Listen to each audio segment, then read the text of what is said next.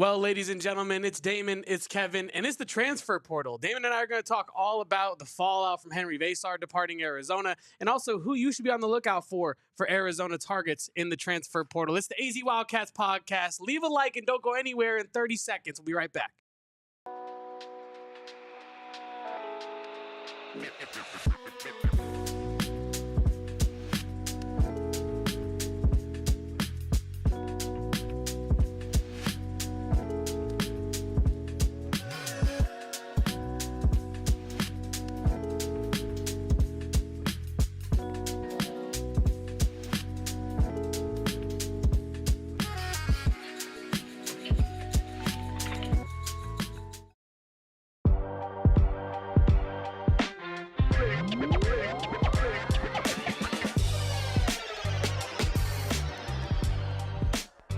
Welcome on into the AZ Wildcats Podcast. I'm your host, Damon and Fairall. He is Kevin Thomas. We are in PHNX HQ2 in lovely downtown Phoenix.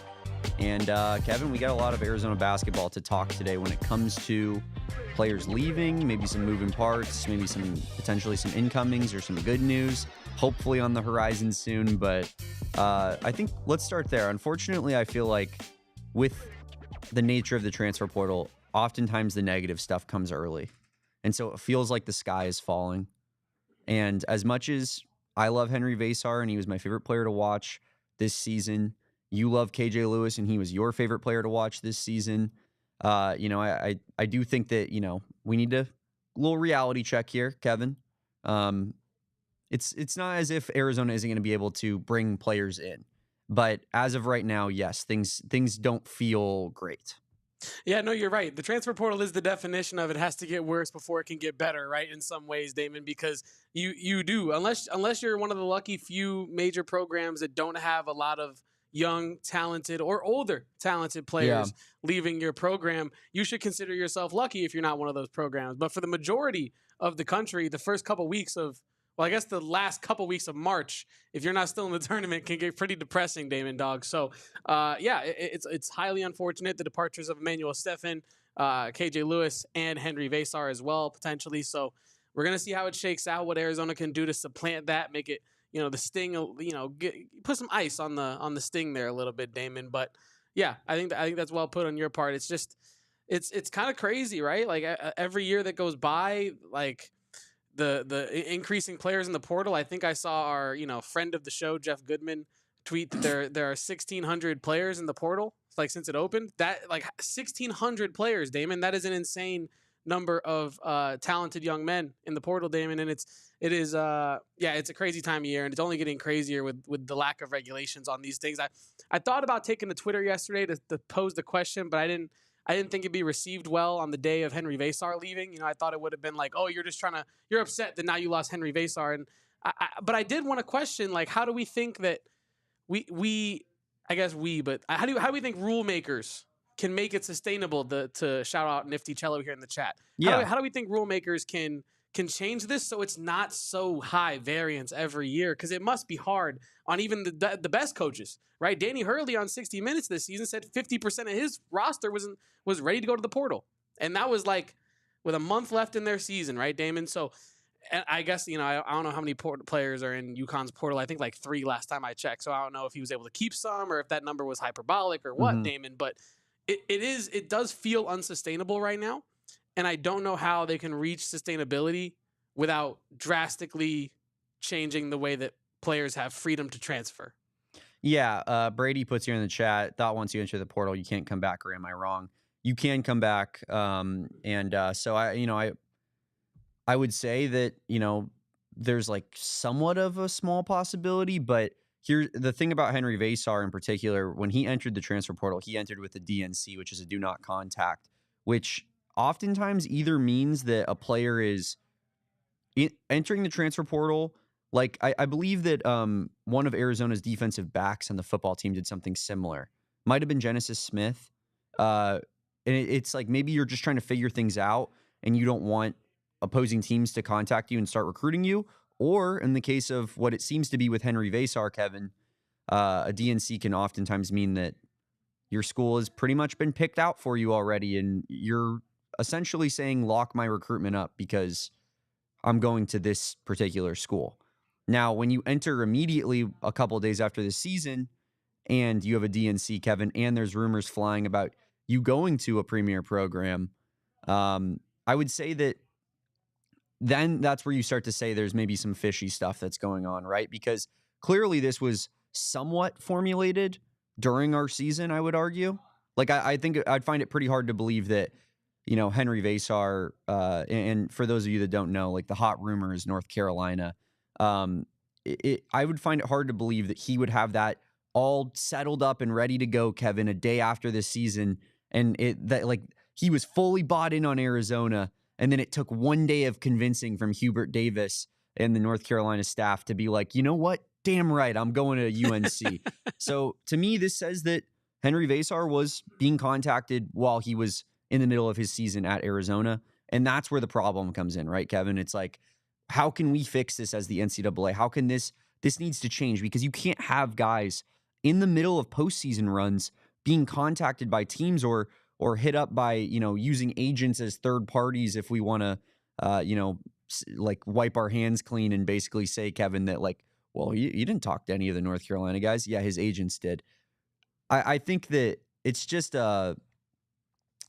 you got to find a way to make it way less of the Wild West, because as Nifty Cello says, it's unsustainable. You said the same thing, Kevin. It's like you can't have 2,000 players in the transfer portal every offseason. And like, that's just, I don't know. I don't know. There's a couple solutions we can get into, a couple quick fixes that I have in mind that I've heard from other people and that I have kind of formulated into my own thought processes. But I guess just kind of like, how are you feeling about this giant exodus in the portal in general, not just at Arizona, and then like the Henri Veesaar situation in particular? Well, look, Damon, I think, and this is kind of what I ended up at mentally when I finished my first point, is that it almost feels like you gave up.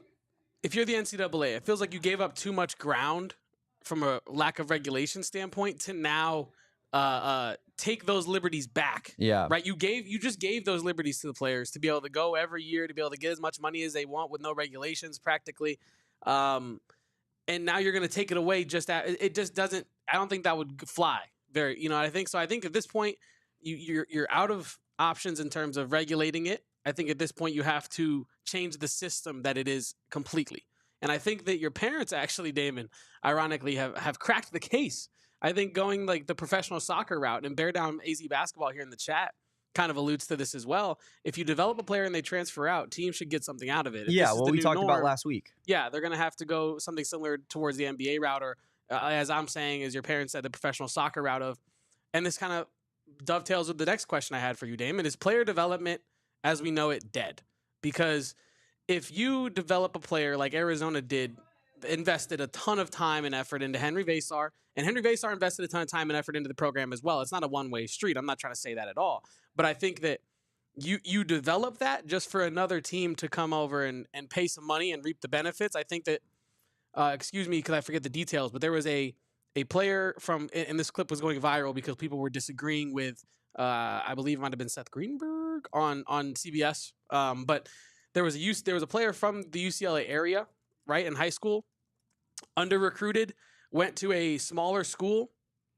Oh, it was Donovan Dent, who was from California, the UCLA area, went to New Mexico, balled out, became a household name to an extent, and then now he's at UCLA.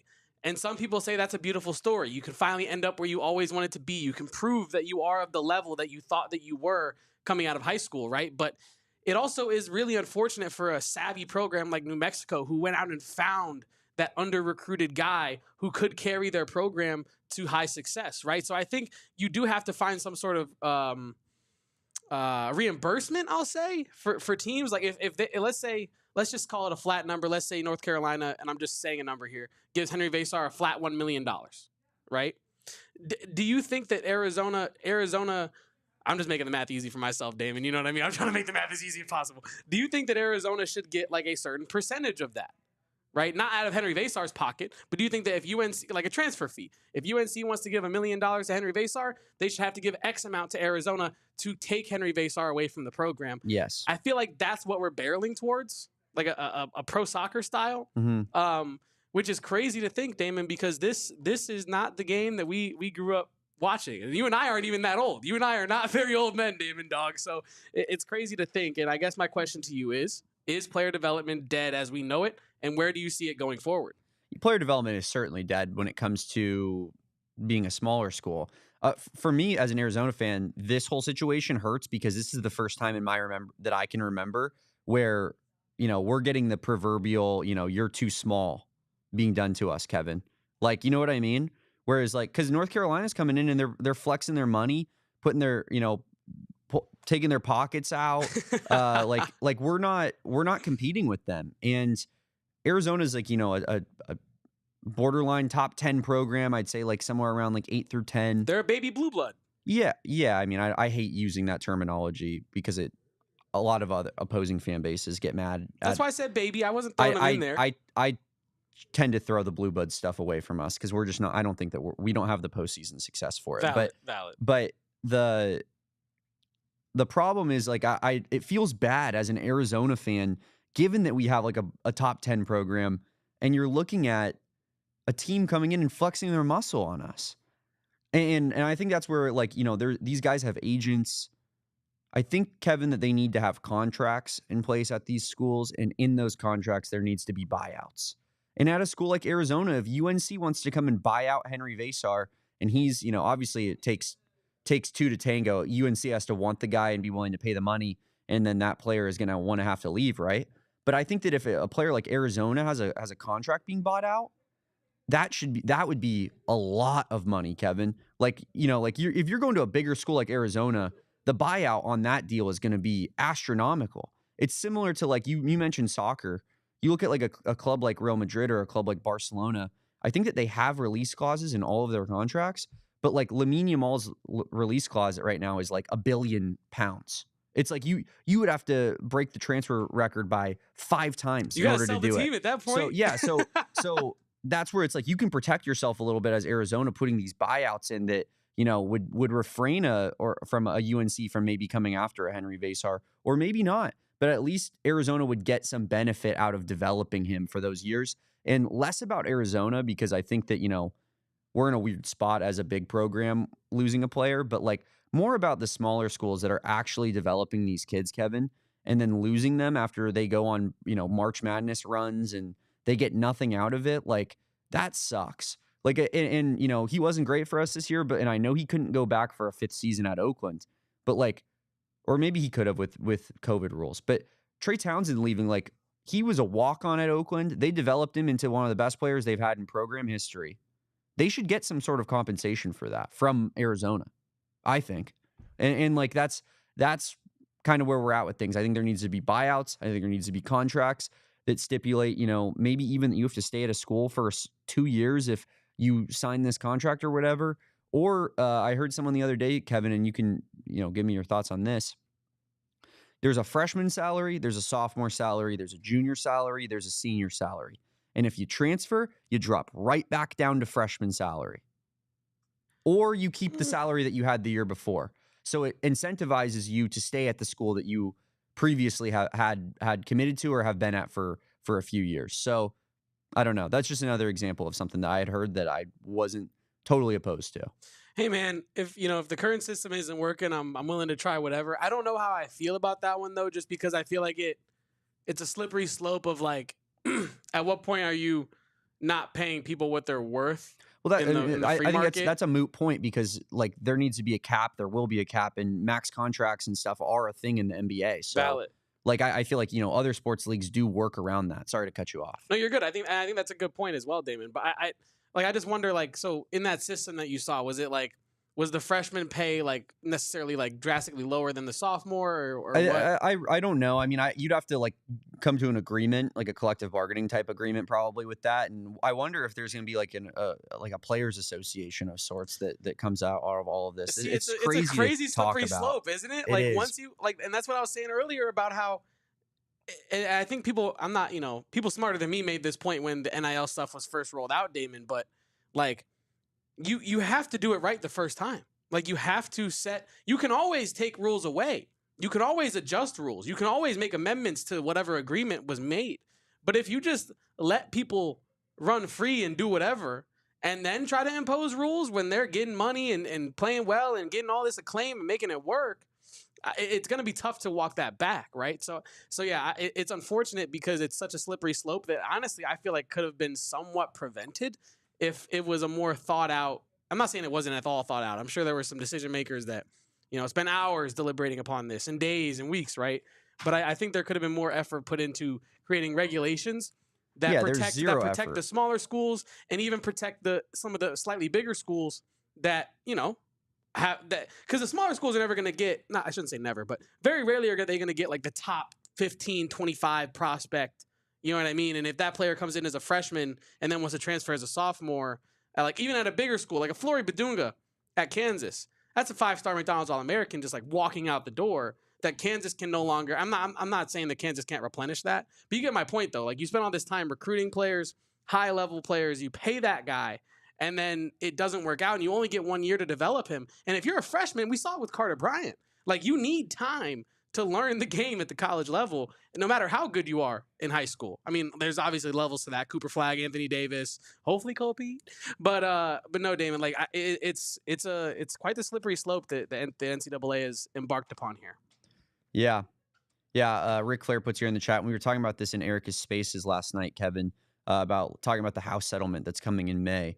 So I believe, based off of my knowledge, and I'll have to look into this more so I can speak on it a little bit more from a expert sense, but there's going to be a somewhat of a revenue sharing system that is being put in place by the NCAA, and the schools will then directly pay the players rather than having boosters and such pay the players, which I think is a big step in the right direction.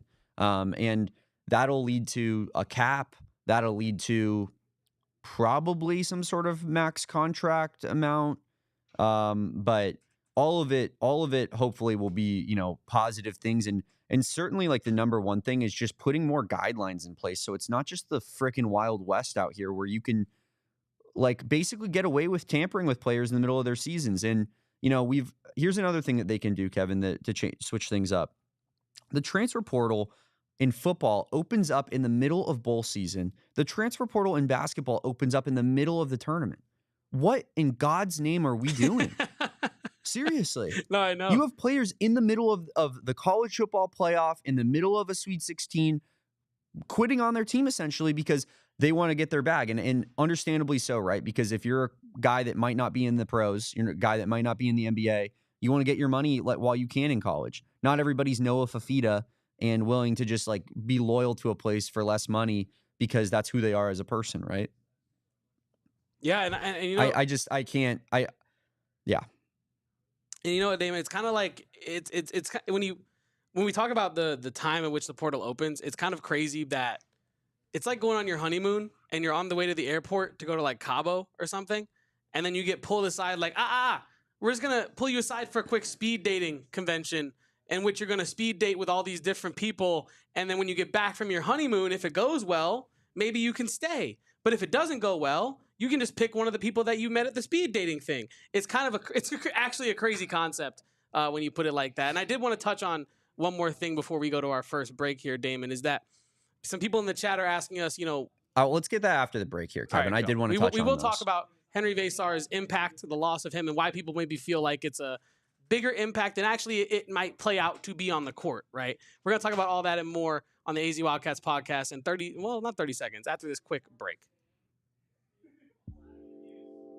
Damon, the Arizona basketball program and many programs around the country could probably use some money management. And if I'm Tommy Lloyd, I'm going to look for the greatest money management app that you can find on the market these days. And if you ask our friends over at Wall Street Journal, Monarch Money is the best budgeting app of 2025. And you can get 50% off your first year of Monarch Money, which is an app that helps you, track all your expenditures, track all your investments, make better investment decisions as well. Talk about, like I said, you got to manage money if you're a college program, Damon, and overspending on young players, overspending on old players, if you're Tommy Lloyd and you need a little bit of an audit here, found an unexpected spending pattern, maybe on Euro bigs as well, start managing your finances to build the life you actually want with the players you actually want. Monarch Money makes managing money simple, even for busy lives. With all your accounts, credit cards, and investments in one place, you'll always know where your money stands without the hassle. Track your spending, savings, and investments effortlessly.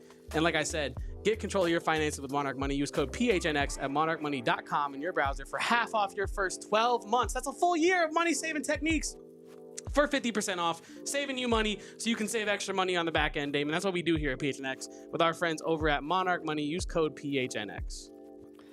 Monarch Money, good way to help you save. Another good way to help you save is heading on over to Circle K and signing up for the Inner Circle Rewards membership. You're going to save 25 cents off per gallon on your first 5 fill-ups at the gas tank. That is a lot of money. It adds up, folks. Then after that, you're going to get 3 cents off per gallon if you're just a member, and then 5 cents off per gallon once you hit that premium status like myself and not like my good friend Kevin over there. Almost there. I got an empty tank right now, so I'm gonna get some good progress on that today, David. That's very true, Kevin. And it'll be a sad day on this program when I can't flex on you that I'm a premium member and you're not anymore. But it is so easy to sign up for the Inner Circle. It is free rewards membership. You can download it on the free app right now. Sign up in 3 minutes. It's that easy, guys. You can also sign up at the pump or inside the store at your cash register with your cashier. But there's so many member exclusive deals that they got going on over at Circle K. Any of the products there, you're gonna find them on the Inner Circle Rewards app. And you know, like just little deals that they have going on. Fuel days coming up April 10th, April 24th. Make sure you guys hit those up. 40 cents off per gallon from 6 p.m. to 12 at midnight there. Sheesh. And May 6th is the Circle K big giveaway where you can enter to win prizes, cash, and more. Visit circlek.com/big giveaway for more details. Join the Inner Circle for free by downloading the Circle K app today. Terms and conditions apply at participating locations. Visit circlek.com for details. I will say, it says at participating locations. I have not gone to Circle K here in Phoenix that doesn't have a Inner Circle Rewards membership program as part of their thing. That, sometimes you just got to... Seems pretty universal. Yeah, sometimes I feel like you just got to throw some legalese to cover all the bases in there. For you know sure. what I mean? I'm sure there's a couple, but I was just letting the people know at home that... There might be one in Antarctica that just can't do it. Yeah, the Inner Circle Rewards membership, you're going to find it when you hit up Circle K. Yes, you are.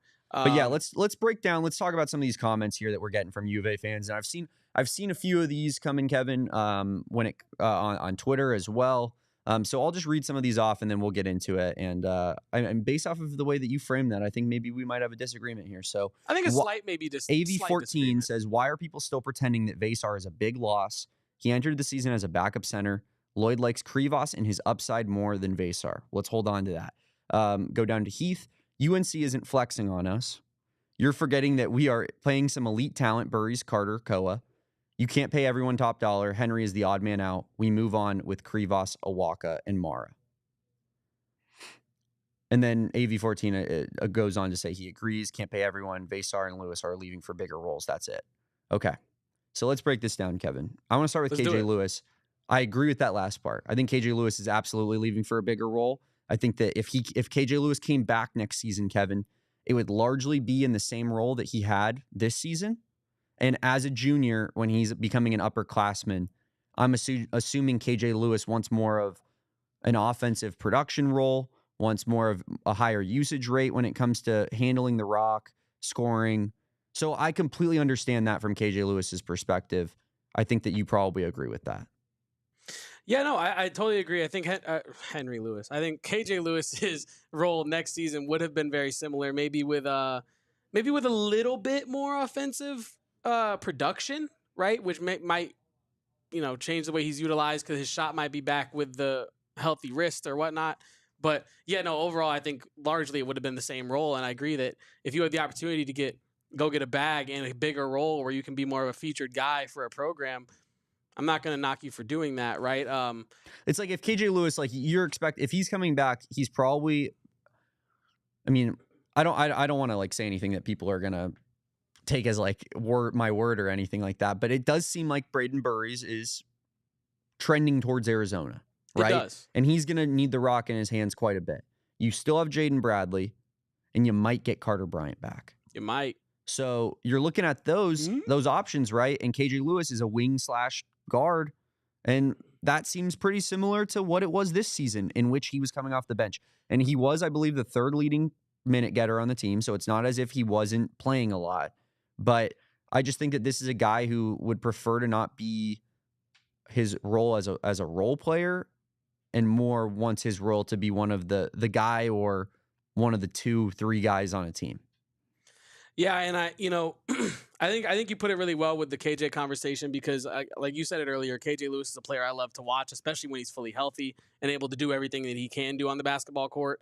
But I think the sum of the parts is important here, Damon, right? Because if you do lose KJ Lewis, and I think we both agree that KJ Lewis is the lesser of the 2 losses to the transfer, I guess 3 losses. I guess he's the middle loss of the transfer portal there, Damon, between Stephen and Veesaar as well. I won't even count. Yeah, I won't even count you, man. Yeah, I was just, facts are the facts. But I think it's a loss, and it's more of like a sentimental loss, I think, for fans, more so than it is like, oh, Arizona's going to be a drastically different basketball team next year. And I mentioned the intangibles when he did transfer down there on our most recent show, Damon. I mentioned the intangible fact that he kind of was the grit, he kind of was the energy at times for this team. Very true. And where is that going to fit in next year? Like, where are you going to get that from? But I think Jaden. That's what I'm saying. I think that can also be supplanted. But I think we should move on to Henri Veesaar in a way, because that is the biggest loss so far, the transfer portal for Arizona. I disagree with what Arizona fans are doing when it comes to Henri Veesaar, and I disagree with... Which ones, though? Because there's actually 2 camps. There's the camp of... I think the minority camp is, I guess, where I'm in, which is that this is an extremely big loss for this program. Okay, yeah. And I think the prevailing narrative right now is we're going to be just fine, which is probably true. But I think that as Arizona fans, we have the tendency to do this a lot, where it's like, oh, Jacob Manu's gone. Who cares? He sucked last year. And you're like, I care. He started for 3 years. We don't have a lot of good defensive players. Like, sorry, even if he had a down year last year and is coming off an injury, Jacob Manu's a starter on this defense. So yeah, I want him back. I don't love the whole like, let's demean the players that walk out the door thing that I think that this fan base, and I'm sure all fan bases, but I'm not involved in those fan bases, have a tendency to do. Yeah, and that's what I was saying. I think there are 2 camps here, Damon. The first camp of Henri Veesaar is a massive loss for Arizona, and this Krivas decision is not decision, but the unfortunate reality that maybe Arizona got outbid on Henri Veesaar, or that Arizona just has too many hands and too many pots to really warrant that much money going to Henri Veesaar. And then the other camp of, well, everybody else is coming in. We got Krivas still. Tommy believes in Krivas. I believe in Krivas. And that's just what it is. Henri Veesaar can go get his bag, go be Balo, go be Boswell, is what I've seen on Twitter as well, right? And I think both camps, like, I know this is a cop-out answer. People in the chat might not like this, but I think the answer is in the middle. Like, I really do. With all things. I know, but I think this one is truly that. Like, I think that Henri Veesaar, like, yes, Tommy Lloyd saw incredible potential in Krivas and told us about it, and the coaching staff has told us about it.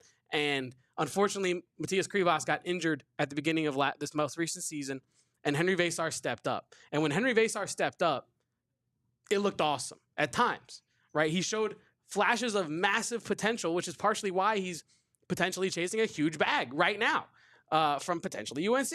And I think, Damon, that sometimes, like, I think Jay Menino said this here in the chat, that, and I think Tommy still likes Krivas a lot, right? I don't think that it's, liked past tense. I think he still likes him. But I think Henry, like, there does need to be something accounted for, Damon. I'm sorry, I'm rambling a bit here.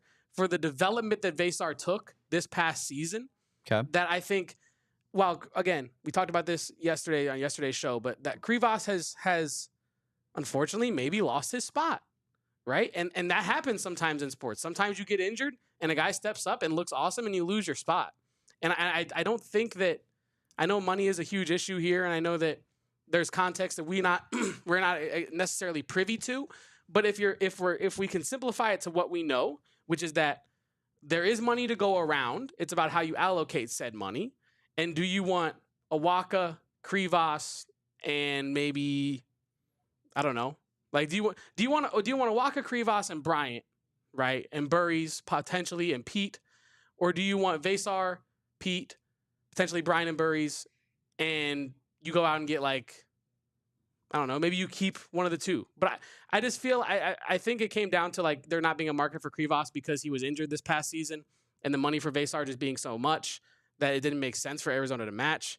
But I think that Veesaar is just so talented that it does feel like a huge loss. And I think that, and after this, I want your thought on this. I think what makes it feel like such a big loss, Damon, is that the scheme now has to change again, right? I think that to a scheme that was awful, Kevin. Yeah, it didn't look great to start the year. Looked like absolute crap in the first 10 games of the season. And so that's where Krivas' potential. We were 4-5 with him playing significant minutes, man. Yeah, and you know, Damon, like when again, Veesaar I tweeted this the other day, and I know it's about money, but when you watched Veesaar in the system that Tommy Lloyd was running this year in the Big 12, and it worked. At times he looked awesome. Everybody's saying how big of a jump he's going to take next season if he comes back and plays for Arizona. Now, Tommy Lloyd is entering another season where he has to change his offense completely again, right? Like you alluded to. Last season, he comes in with the idea that it's going to be the big boy in the middle with Krivas, and we're going to run it that way. He gets injured. Now you got to switch it up. And to Tommy Lloyd's credit, made it look really good at the end of the year, despite a lack of shooting talent on the team. And I think it was a mismatch of skills from a ball handling perspective at times. And for Henri Veesaar to look great in that system, and then Tommy Lloyd now having to find a new way to succeed next season, which I guess at the extent of the transfer portal nowadays anyway, it does feel like a big loss, Damon. I think Arizona will be fine. Like I think the amount of talent coming in is good enough, and I think that there are players in the transfer portal that Arizona should be targeting, and we're going to talk a little bit about that at the end of the show. But it's a big loss for Arizona, Damon. And it's a big loss because of the potential that he had as a Wildcat is my point. And yeah, just the system, the success that he had. It's unfortunate, Damon, that when some players do leave, it comes from a place of positivity, I feel like, right? No. Sometimes I do, but I'm saying like sometimes it comes from a place of overt optimism about your own team, but that's not positivity though. That's trashing another athlete who you played at your school is not positive in its nature. You're looking at a rainbow view and unicorn view of your own program, which I'm not saying that's what like Heath or AV is doing in the chat. I think that they're very reasonable in their takes. I feel that I do see people being like, who cares? Henry was third string coming into this year. And it's like, okay. And then he was the best center on the damn team after the end of the season. And one of the best bigs in the Big 12. I like Tobe Awaka a lot. And now keeping Tobe Awaka is, I think, a massive priority for this team, right? Indeed. But that being said, like, I don't even think it was remotely close who was the best center on the roster this season. To be frank with you guys, I just think that the upside of a Henri Veesaar is so much higher. The ceiling is so much higher than there is with a Krivas, than there is with a Tobe Awaka. And yes, if that's the center rotation next year, Kevin, Arizona is going to be a top 10 team with the other talent it has, a really good roster altogether. And I don't think that it's going to like hurt this team necessarily in the regular season all that much. But where I think it hurts you is the tournament, because the way that, and this is always my philosophy with basketball, this is one of my big basketball takes, Kevin. And it's that when you get to postseason play, you need big men that can stay on the court, right? And I'm not saying Tobe Awaka is going to get played off the court, because I don't think that's true. I think you saw in the Oregon game, that guy's not going to get played off the court. Like he's the reason that we won that game, ultimately. But I think Mo Krivas can get played off the court very easily in a college basketball game with a team that could shoot the ball. Say Mo Krivas against Duke this year would have been a joke. He would have been unplayable, Kevin, with that level of athleticism and height that Duke has on the other side. What Malawak can do, catching lobs, getting him in the pick and roll with Cooper Flagg and Malawak, Kevin. I mean, I know it was barbecue chicken anyways, but that is the definition of barbecue chicken. And I just think Henri Veesaar he can switch from time to time. He's such a good rim runner. He is a shot blocker and a rim protector, more so than any of our other players. He's very physical. He has a better a better lob catcher and a better dunker than anybody that we have on this roster. Like all of those things, those go out the door, and those are play styles that you need in March. And that's where my eyebrows raise, and that's where I get concerned. Is I don't think that Mo Krivas' style of playing basketball is as conducive to winning late in the tournament as Henri Veesaar's style of basketball is. So yes, while Mo Krivas might put up good stats and Arizona might have a great record next season, regardless of if Henry's here or not, I think that the ceiling in which this team can go to is a lot higher with Henri versus with Mo. And that's where I'm upset. And that's where this freaks me out a little bit, honestly. And if you want to talk about, AV says that's not, I think it was AV, it might have been Heath, said that that's not UNC flexing their muscle on us. We have a lot of other mouths to feed. I would argue that what you just said right there is UNC flexing their muscle on us, because they have mouths to feed too. But guess what? The money doesn't run dry with UNC. Whereas with Arizona, there's a limit to what we can spend. UNC's like, hey, Henry, you want $3 million? Made up that number. But you know, like you want a huge salary to come play here next year. Like Arizona can't match that because we have other players in this roster we're paying. UNC can pay anything they want to a guy. I don't know. And what else kind of kills me about the Veesaar thing is you lose that versatility that you alluded to, right? Henri Veesaar is a player that's not scared to step out and shoot a three, not scared to pull up. That's the other thing. He's the only guy who can space as the big man. He can space. He has decent touch. He looks to tip balls out from rebounds. He's not a one-dimensional big. He's a multi-dimensional big. He's an NBA big. Yeah, he's an NBA big. And like when you have, again, I said this on Twitter, shameless plug for my Twitter, right? But when you have NBA talent on your roster at the college level, if you let them go, what comes after them had better look really good. And this kind of leads me into the next conversation I wanted to have in relation to the fallout here, Damon, is there's a cascading effect of pressure now on some variables here. I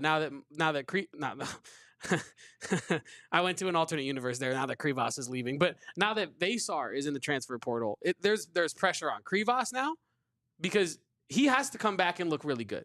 Like I think the pressure from fans on Krivas next season is going to be there, and I think it's gonna be like palpable. Like I think it's gonna be it's gonna feel like that for the first 5 games. Like if he doesn't look good, there's gonna be a tightness in the Arizona fan base of, and especially if Veesaar looks good on the 25 minutes that he's getting in UNC, right? Like probably more than that, I would argue. Yeah, like if Veesaar looks good and Krivas doesn't the first couple weeks of the season, like their fans will be tense about that situation. So I think it adds pressure on Krivas, and it adds pressure, I think, unfortunately, on Tommy Lloyd as well. Like because totally. this is an evaluation thing as much as it is a money thing as well. Like because I don't know.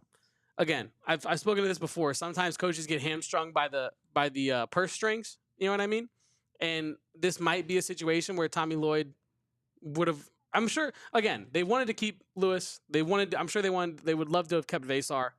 But it's unfortunate that you can't make that work. Is my point. It's unfortunate that you can't find a way to find a number that he would come down to, or shuffle things around, encourage other players to maybe go in the portal or whatever you got to do. It was not done, or it was not able to be done. And Veesaar is in the portal, and it adds pressure on Krivas, and I think it adds pressure on Tommy Lloyd, and also it puts pressure on Carter Bryant's decision and the Brayden Burries decision, because we can go through the potential lineups for next year if you want after a quick break, Damon. But like this, if Carter Bryant doesn't come back and you lose Veesaar, right? That's 2 NBA players walking out your door. The margin for error got a lot smaller with Henri Veesaar and KJ Lewis walking out the door, because now you basically need things to happen rather than wanting things to happen. Like I think previously we're like, oh, we'd really like Carter to stay. And now it's like, if we want to be the team that maybe we thought we were going to have going into next season, you might need to have Carter Bryant on the team. And to be fair, Carter is pretty close with Koa Pete and Brayden Burries. Maybe that it seems like he's also, posting a lot of U of A stuff, and he doesn't seem like he's walking out the door. It doesn't feel that way. You can't rule it out though, because he hasn't touched his toes in the draft water. And he and I would love for you to continue after this, but like I think there's a chance that he goes in the draft process, gets intoxicated with the level of development, level of resources, and the money that will be going his direction if he gets picked where he wants to get picked, Damon. So yeah, like Carter Bryant is all in on Arizona, but the same thing with Henri Veesaar in a different way. Henri Veesaar, I think, was also all in on Arizona. I really do. I think Henri Veesaar was super bought in, wanted to play be a Wildcat, but also that bag came a calling. And dude, that's life-changing money. Like that, you know what I mean? Like that's he could get life-changing money though from Arizona too. And here's where the other life-changing money factor plays in. And we've talked about this with Carter all season long, Kevin. Carter could have been playing 35 minutes a game at any school he wanted to, basically. And yet he chose to be the 7th man at Arizona because he thought that Tommy Lloyd in this basketball program was best for his development. I think it's a similar situation. Like, if you're Henri Veesaar, you know, I think you could make the case that you'll make more money in the long run developing under Tommy Lloyd and what that will do for you in the league versus going to North Carolina, who is essentially allergic to putting players in the NBA right now. That's not even a joke, dude. No, I know, but it was funny. Their two best players they've put in the league recently are Kobe White, who has been having a great season this year, admittedly, but it's also like year 5 or 6 of Kobe White before he did this, and like Cam Johnson, who's like mid as hell. Yeah. Like, I mean, you're looking at, and like I'd want him on my team as my 6th man, you know? Like, UNC is not what it used to be in terms of pro talent being put into the league. And Henri Veesaar just went to a place where Emmanuel Bacot rotted for 6 years. And yeah, he won a lot of basketball games, but what were his credentials to get into the NBA, Kevin, after 6 seasons at North Carolina? Didn't have a sniff. You had that Brady Manick guy, right? Similar situation, like unlocked memory. Awesome college basketball player. Awesome college basketball player. Had 0 league interest at all. You look at a guy like, you know, and this is a different position, but Marcus Page is similar. Marcus Page is the best North Carolina player they've had in the last 15 years. And Marcus Page did not get one scout to talk to him his entire tenure of college. I'm making that up, obviously. But I just think that, like, Tommy Lloyd would have gotten you into the league as a first-round pick. And sometimes that's more valuable than how much money you're making next year at UNC, right? I think it's somewhat short-sighted from Henri Veesaar. I think it's a bad decision. We're obviously going to see it play out, and maybe I'm wrong on that, but I'm willing to put my stamp on it and be like, I think he screwed up. I think Arizona fans that act like this isn't a big deal are really wrong. And I think that Mo Krivas, as you mentioned, Kevin, has so much pressure on him going into next season now based off of how good Henri Veesaar was this season. But we'll get into more of that front court discussion. I want to talk a little bit more about Awaka and Krivas and kind of that pressure aspect that goes on them now. But we also want to talk a little bit about maybe some transfers incoming, Kevin, maybe what the lineup could potentially look like. We'll see. But getting into that and more right here on the AZ Wildcats podcast. Well, Damon, you know, it might be Koa Pete, for example, would have been the first player to not pick Arizona if he, you know, stayed in state and didn't go to Arizona, which would have been awful history. And instead, he continued a historic line of ballers going to the University of Arizona. And that's what I appreciate about him, because he appreciates history. You know what I mean? I appreciate Cornbread Hemp because they're historic. They're America's first ever USDA organic THC gummy. And their mission is to improve your quality of life with the highest quality hemp.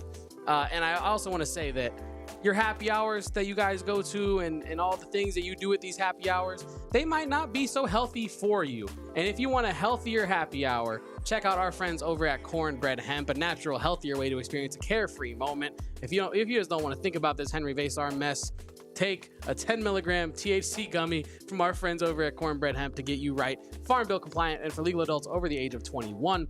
If you're looking for a healthier, happier, carefree moment, you have to give Cornbread Hemp a try. They've created the first ever USDA organic THC gummy, 100% legal, and as an offer for just our listeners, PHNX listeners only, you can get 30% off your first order. Just visit cornbreadhemp.com. Promo code PHNX at checkout. Again, that's cornbreadhemp.com/PHNX. Use code PHNX at checkout for 30% off of your first order. Kevin, we talked about it yesterday. Home floor advantage is, of course, so important as we command Z that this bit right here. Empire Today, it is the best place to find your flooring because that's what they specialize in, Kevin. I am sitting, or should I say, my feet are on the floor right now. You're touching the hollow I'm floor. touching the wood of some on Empire Today flooring. And it's not going to be like the big box stores. It's not going to be, one of those Home Depot or I don't want to say any more names, but one of those situations. Kevin, can you please relax for a second? Thank you. Empire Today, it is so much different than a big box store. You don't show up. You don't have to haul it all to your house yourself. They're going to come in, they're going to install it, and they're going to give you $350 off with our promo code of PHNX. Visit EmpireToday.com/PHNX for full details. But guys, it is the best place if you want carpet, hardwood, tile, any of the above. Empire Today is here, and they are going to bring that for you, with the absolute most professional installation process that you will find in any flooring company in the business. EmpireToday.com, promo code PHNX. Use that discount, $350 off. Schedule a free in-home estimate today because some things are just better at home. PHNX listeners can receive a $350 discount when using promo code PHNX. Yes, you heard that right, folks. $350 discount with promo code PHNX. Restrictions apply. Visit EmpireToday.com/PHNX for full details. Bro is going to have me just cracking up laughing in the middle of my ad. I was cracking for up a minute. because I went. You never heard that before? I almost went into the portal. Like you saw, I shrunk. I almost got You sucked never heard into that the before? portal. I'm on the wood, touching the wood. I mean, no, I just didn't expect. It was just Sounds like a it guy caught who's me never off touched the guard. wood before. I've kissed the bricks. Like at Daytona? Is that where that's at? Indy 500. Yeah. Oh, Indy. Yeah.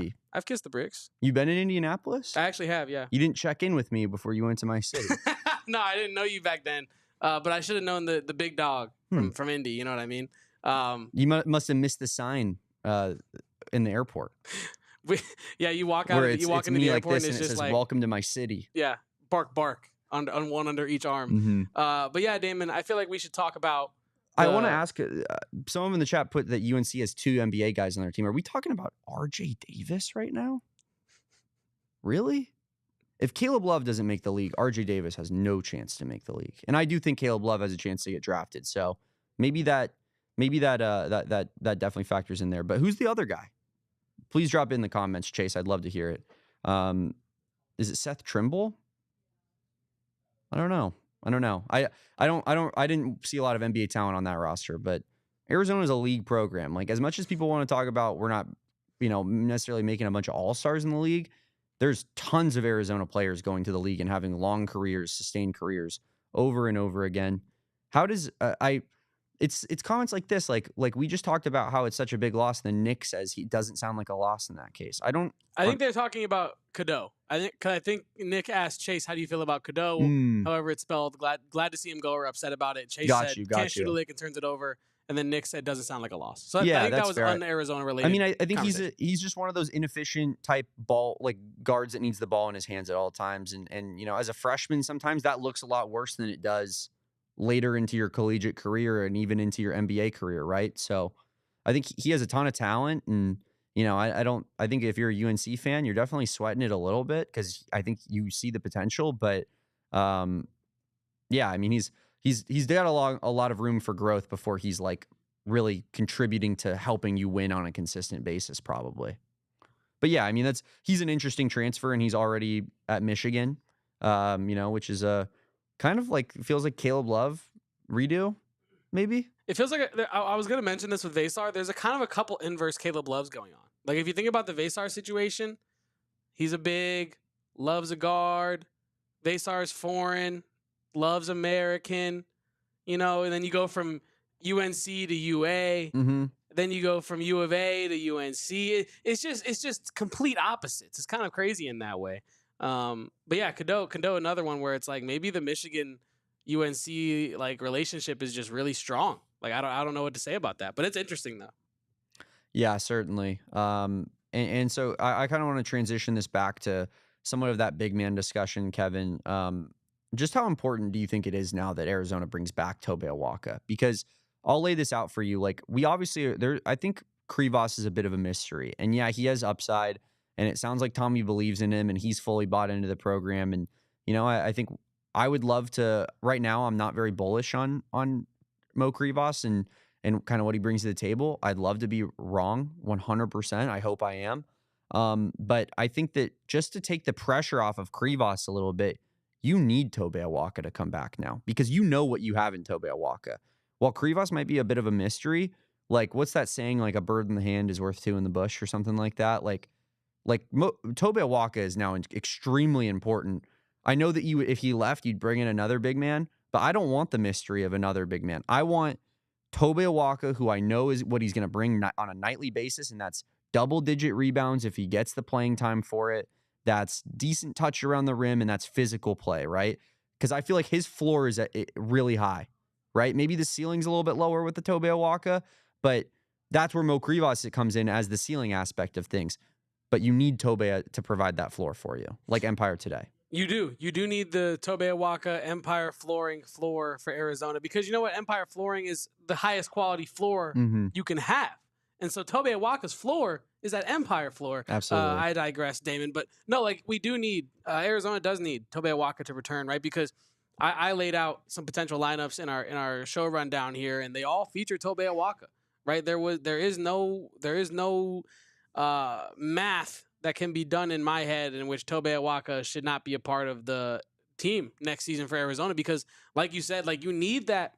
You lose so much versatility with Veesaar. You need to bring in some versatility off the bench or in the line, however you want to figure that out. You need his aggressiveness. You need his energy. We talked about KJ Lewis losing his energy, his aggressiveness. You need a guy that's willing to rip rebounds out of dudes' hands viciously and go aggressive to the rim. Get physical. And yeah, Tobe Awaka is that guy. I think it does put a lot. Like I said earlier, there's a cascading effect of pressure now over kind of a lot of decisions for the program. For sure, and this is one that I didn't identify that you did, and I think it's a good point because Tobe Awaka's decision, whether or not he enters the portal or stays at Arizona, and honestly, kind of quiet on that front. Not many, there's so much going on. Not many people really talking about Tobe Awaka in all this, I feel like, Damon, and I think you're right. He is one of the more important dominoes yet to fall in this offseason. I think Tobe Awaka stays.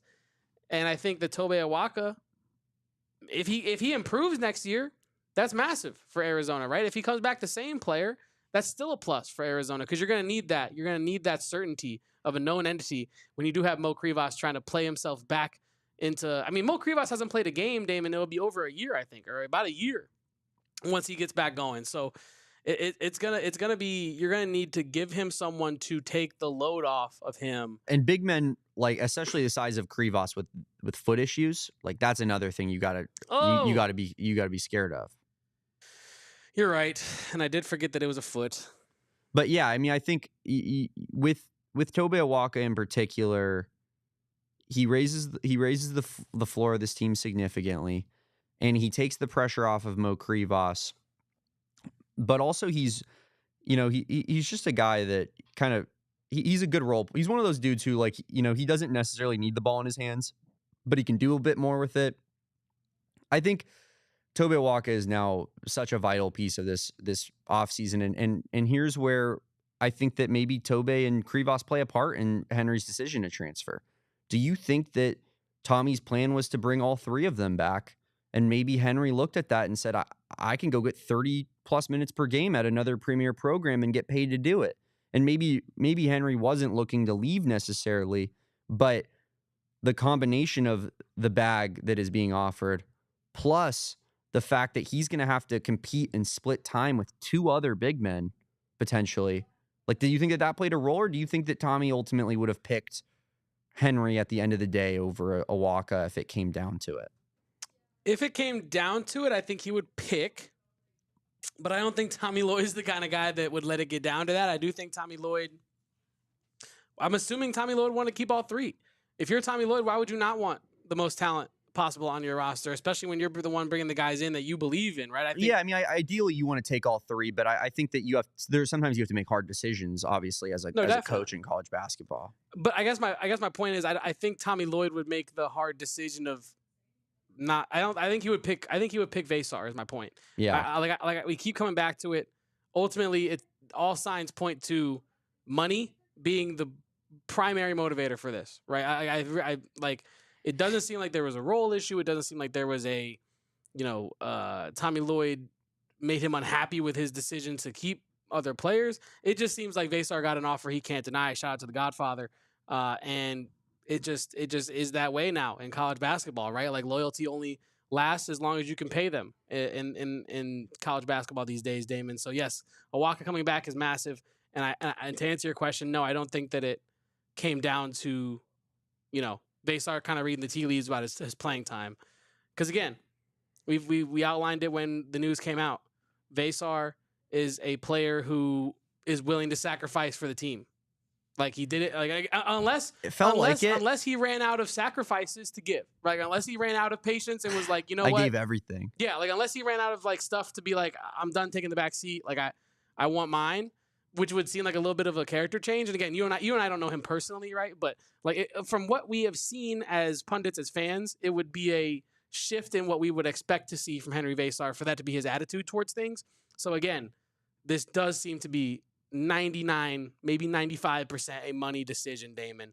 And yeah, it makes the Awaka return all that more important. It also makes the Burries recruitment incredibly important as well, because like I said, if you lose NBA talent out the door, you would better get something damn close to it or that coming back into the door. And I think that Brayden Burries, who by all accounts, he has said he's going to make his decision here in the next 2 weeks. People today speculating that it might be as soon as tonight. Wow. Yeah, so, it is April Fool's, so who knows? Take everything you see with a grain of salt today, folks. Even this show. Just kidding. Everything we say here is facts, straight wax. So, like I said, Damon, like the recruitment of Burries is so important now, because he adds so much to what you lose between Caleb Love and even to an extent Henri Veesaar with that spacing that we were talking about. Just having to stick towards your man, not being able to help off of dudes as much like you could with a Krivas, for example. I think it's really important, the Walker return and also the Brayden Burries commitment. Yeah, certainly. Certainly is. And, we're still in a spot, even with these two big losses, Kevin, where Arizona could have a better roster going into next season. And I somewhat totally agree at this moment expect them to. But it is too early to count. And as I said, like, it does feel like the sky is falling when you haven't brought anybody in yet and you're just more at the departure point of the off season. But I think Dick is right here in the chat, says Tommy better be right with Krivas. I mean, I don't want to speculate and say that Tommy chose Krivas over Veesaar. That was my initial reaction when the news dropped. But I do think that it puts pressure on Tommy to get the front court situation right, because we saw what it looked like last year. We saw Henri Veesaar look like an NBA prospect, and we saw Mo Krivas struggle. And maybe not like struggle himself necessarily, but we saw the team struggle when he was playing a lot. So it does add a sense of pressure. And also, in regards to comments, I want to apologize to my guy Nick, who wasn't talking about Henri Veesaar at all. And at least I made Erica laugh because she loves it when I get fired up. But yeah, shout out Nick. That was funny, David. Appreciate you, my guy. It was funny because you were ready to fire back. Like, it doesn't sound like a big loss. What do you mean it doesn't sound like a big loss, Nick? Sound crazy. What do you mean it doesn't sound like a big loss? Henri Veesaar is a huge loss. Yeah, I'll show you. But yeah, Damon, should we talk a little bit about the potential incoming transfers that I think Arizona should be looking at? Let's do that, Kevin. But first, I'm going to say, if you're with our streaming partners, why don't you head on over to gophnx.com. We're going to have this party continue on a little bit longer. But yeah, Kevin, what do you got for me in terms of maybe potential additions to this team when it comes to transfer portal? Tons of players in the portal, lots of talent. It's about weeding it out and finding the right guy for your team, right? So what are you thinking right now? Well, I think that every player on my list can certainly play in overtime.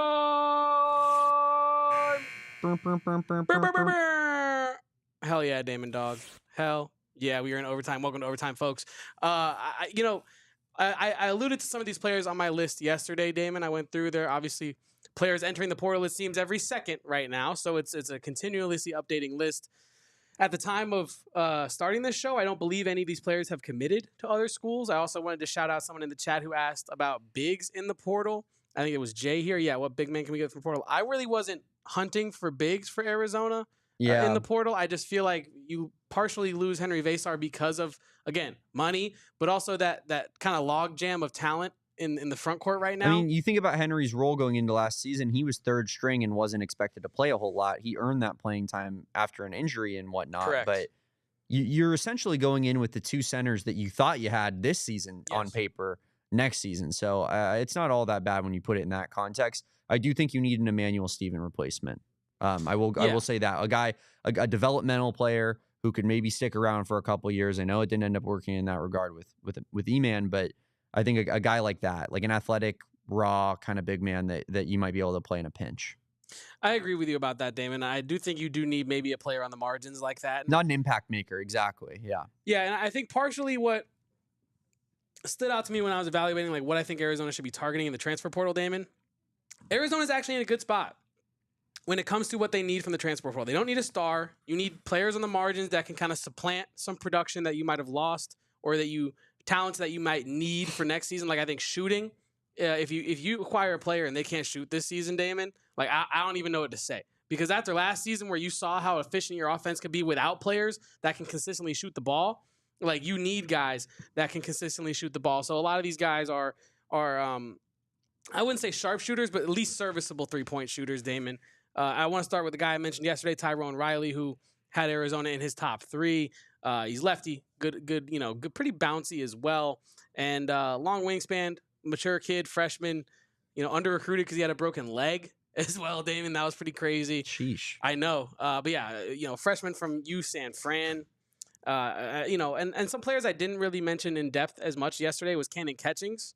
6'9" freshman from BYU, I think is incredibly talented. Did you know what the rumor is with him? What's the rumor, Damon Dog? North Carolina. Gross! Ew!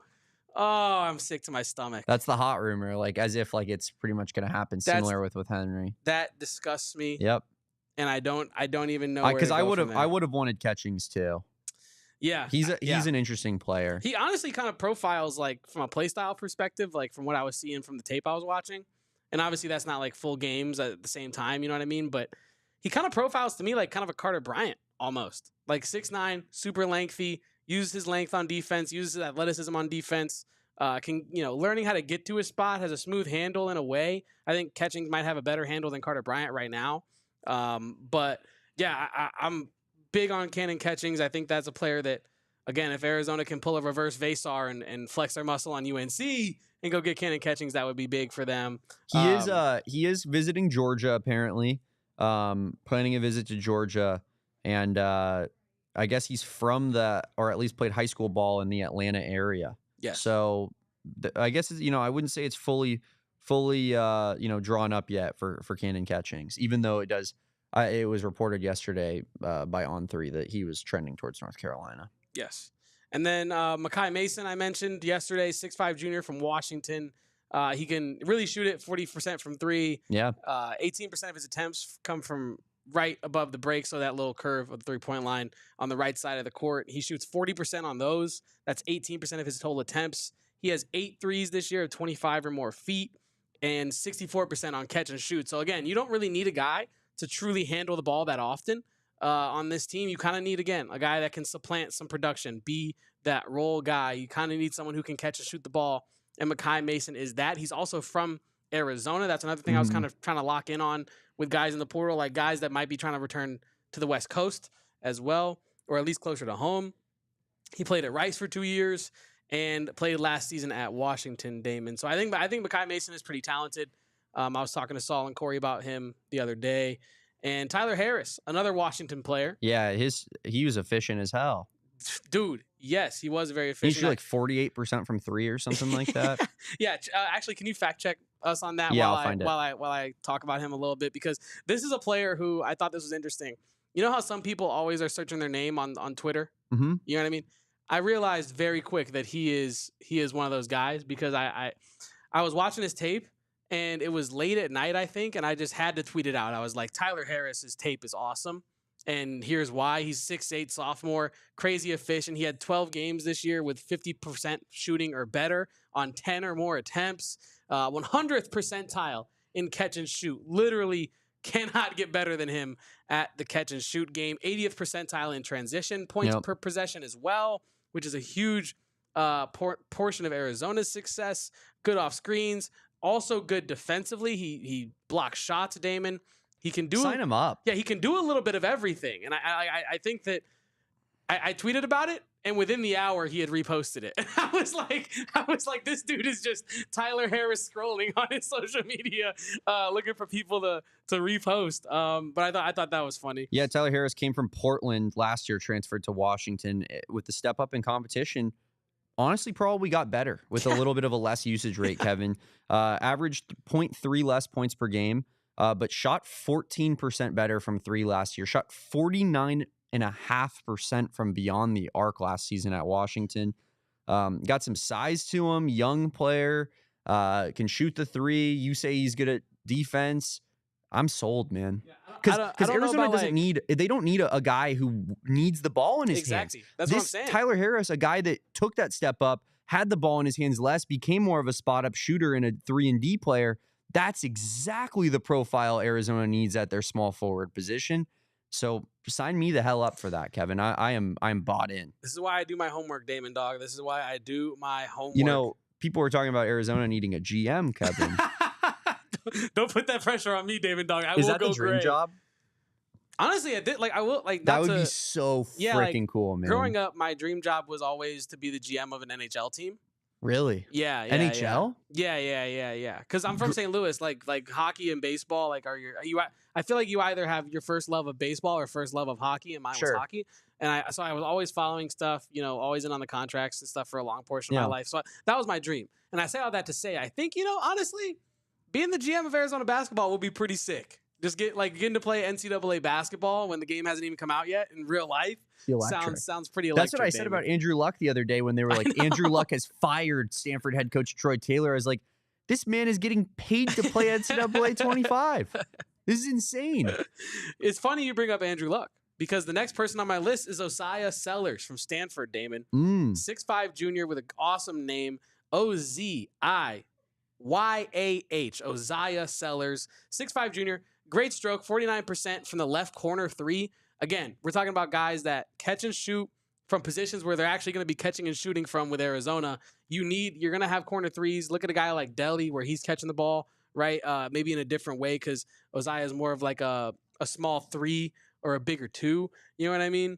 But he's very bouncy. Osiah Sellers is very bouncy, but he's not great off the dribble. But that is okay because like we've alluded to, and we're going to keep alluding to it, you really don't need to be great off the dribble if you're going to be a transfer for Arizona this upcoming season because Arizona does not need more ball handlers. There are already enough cooks in the kitchen.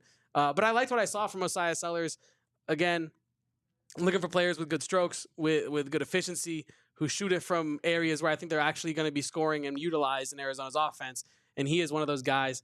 Furthermore, he's at Stanford, so he's in a conference that has high-end teams, right, where you're going to be tested in a way, but you're also not going to likely be looking for the biggest bag, right? You know what I mean? Like, you're just going to be looking for a step up.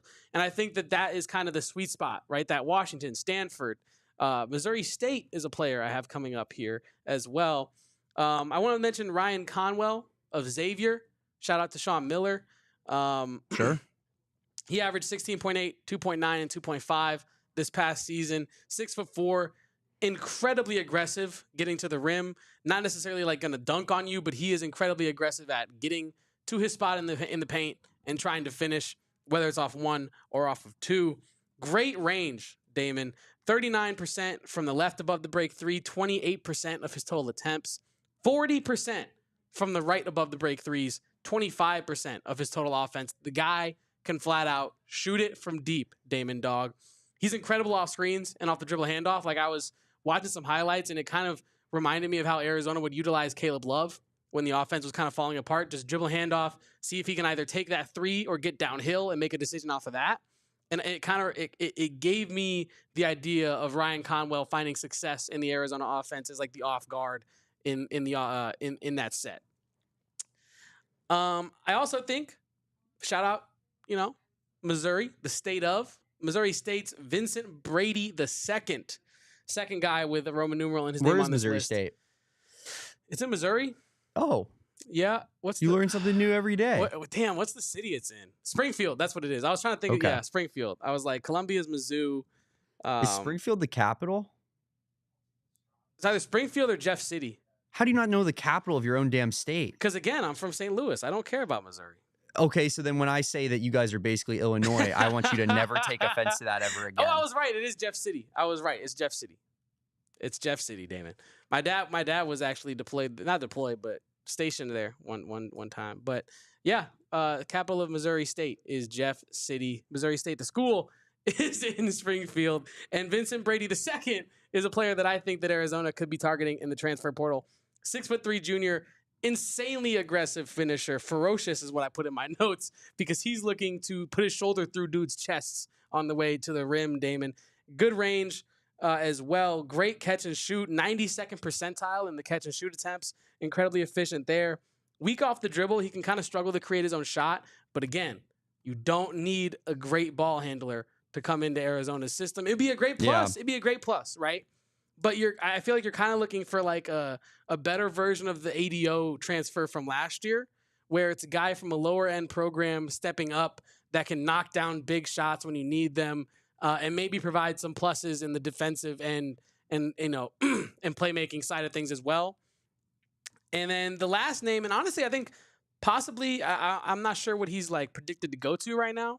Maybe the most realistic guy on my list outside of Tyrone Riley, who literally already took a Zoom with Arizona. True Washington from New Mexico, Damon. He's from Phoenix, went to Compass, 6'4", acrobatic finisher, extremely active defensively. Half of his highlights are him picking dudes at half court and taking it for a layup on the other end. The other half... KJ Lewis who? I mean, honestly, like, not KJ Lewis who, but like you say that, watching True It's eerily Washington, similar. The picks, the way that he flies in and gets aggressive for steals and flies for transition buckets on the other end, it definitely was reminiscent of the way that KJ Lewis was utilized defensively. Mm-hmm. And I think that, honestly, again, outside of Tyrone Riley, the fourth, who has already taken a Zoom with Arizona, True Washington's kind of on my wish list for transfers, Damon. I think he's really solid. Again, hometown guy from the state, not hometown, but home state guy. And kind of can do the things that you were missing from an offensive perspective last season for you. So those are the players that I identified for transfer targets for Arizona. I'm sure there will be more coming up in the not too distant future as players, like I said earlier, enter the portal. I'm sure there's been 100 since we started this show that have decided to go portaling. And there will also be players on this list that will commit by the end of today and not to Arizona. So who knows, Damon? It's a fickle beast. It's a fickle bedfellow. The transfer portal. It's a you don't really know what transfer portal you're going to get when you wake up every day. It certainly is. And Kevin, we'll talk a little bit more about lineups and stuff as we go and things are a little bit more clear. But you did have this in here on the rundown and I wanted to bring it up real quick. I think that this is the best case scenario for Arizona right now. If you're an Arizona fan and it's what you hold your hat on and hope happens at this point. And that includes Brayden Burries committing and that includes Carter Bryant coming back. Right. So yes, you're looking at potentially a lineup of JB at the 1, Brayden Burries at that 2 combo guard, Caleb Love spot, Carter Bryant at the 3, Koa Pete coming in at the 4, and then that 5 spot, either Krivas or Tobe Awaka, depending on who wins that role, right?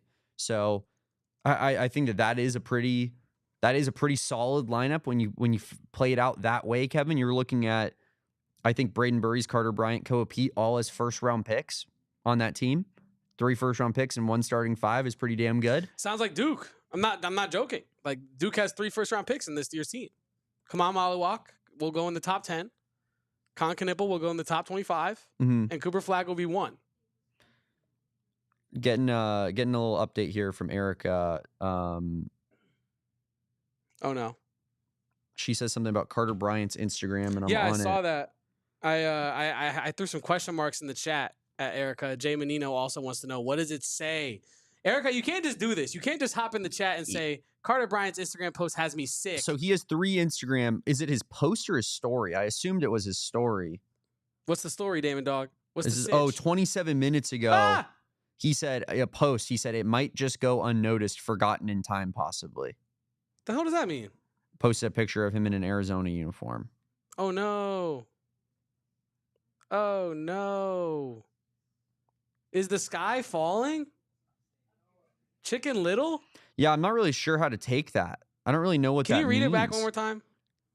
It might just go unnoticed, forgotten in time, possibly. Damn. And it's a picture of him in an Arizona uniform, a picture of them holding up Carter Bryant's head, like in the student section, but with everybody's face covered. Damn. And then a picture of Carter Bryant walking down the tunnel after losing at the T-Mobile Arena or probably I was after a W, but damn. Yeah, that feels like a little bit of a vibe change from what we've seen from our guy Carter Bryant, but damn. I don't want to just act as if we know for a fact what that means, but can I positive spin it? Yeah, I was to say you could just as easily be like, the work that he put in this year will go unnoticed because of how good he's going to be next year, and it will likely be forgotten in time because they did not win it all, and the effort that they put up against Duke in his mind should probably go down as being talked about more, and maybe it's going to be forgotten in time because they didn't get that W. I'm kind of with you. I don't know if I want to, if I would make it so specific as the Duke game and stuff, but I definitely think that you could definitely mental gymnastics yourself here, Kevin, as we will on this program, because we're in pain, we're suffering, we're hurting. I'm scared. We're sad about KJ and Henry, so we're trying to cope, if you will, with the idea Simpsons that meme, Damon, of the dude on the back of the bus going, I'm in danger. Correct. Like, that's us right now on this podcast. We are in grave danger. And I swear, if I walk out of this building today after talking about Carter Bryant on this pod, and the boy does something, I'm a scream. I'm a scream, David Dog. I'm a freak out. I'm a crash out. I think you could, the way that you were framing it, I think you could very easily be like, this year year one will go unnoticed because of how special year two is gonna be. Yes. But again, that is a spin zone. That is Kevin and Damon giving you their wishful side of things. We're in the laundry machine. We're in the washing machine. Yeah. Doing the spin. We're at the laundromat just watching our laundry. Just spin and spin and spin. Come on, man. Oh! Why does this always happen to us? I don't know. I don't know. I do not know. But I hope, I do want to say this. Positive news could be on the horizon. Brayden Burries' commitment could be imminent, and that could shift things for sure. It's just every guy who's on like the borderline of coming back, it feels like they leave. The only one I can really remember coming back is Caleb Love last season. Yeah, and genuinely. No disrespect to Caleb Love, that felt more like they don't want me. Now I'm back. Yeah. Like, them more so than anything. You know what I mean? Yeah. Yep. Damn. What a damn. Wow. The AZ Wildcats washing machine. I kind of love that, Damon. Can you and I work on a graphic of you and I in the washing machine doing the spins?